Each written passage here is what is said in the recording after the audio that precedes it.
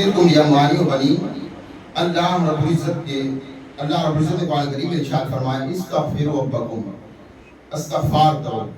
روایت میں آتا ہے کہ مولا علی کرم اللہ الکریم کا واقعہ ہے، ان کے صاحبزادے ہے تو انہیں گھر کا واقعہ ہے، امام حسن کا۔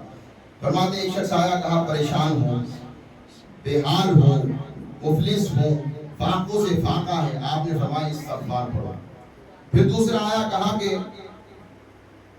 بے اولاد ہوں، فرمایا استغفار پڑھو۔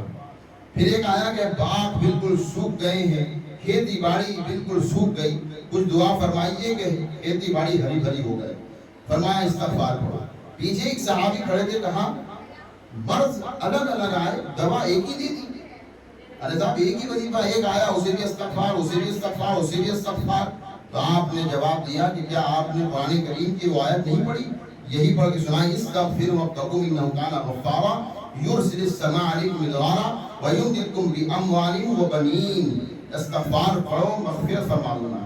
استغفروا ربکم انہ کان غفارا یرسل السماء علیکم مدرارا، بارش فرماؤں گا، استغفار پڑھو بارش کر دوں گا۔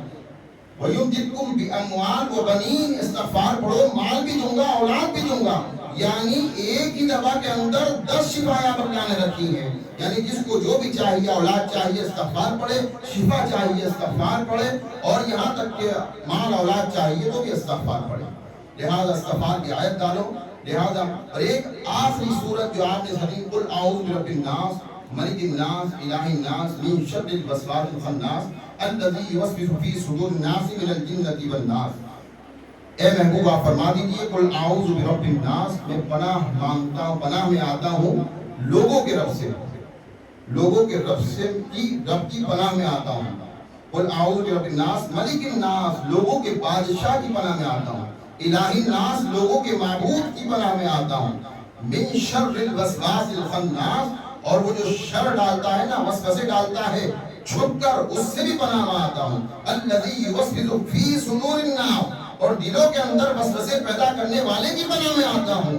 یعنی ہمارے کوئی وسوسہ پیدا کرنے والا بھی ہے، آیت بتا رہی ہے الذی یوسوس فی صدور الناس من الجنۃ والناس، جن سے بھی پناہ اور انسان سے بھی پناہ۔ اب سوچئے اس کے اندر جنات سے بھی پناہ مل رہی ہے، انسان کے شر سے بھی پناہ مل رہی ہے، وسوسے دینے والوں سے بھی پناہ مل رہی ہے، شیطان سے بھی پناہ مل رہی ہے، اور پناہ کس کی مل رہی ہے؟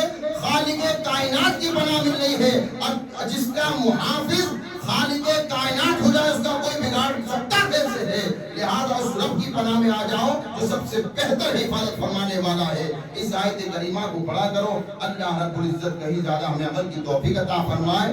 اور لہذا اب آئیے گل پوشی کا وقت ہے، امام صاحب نے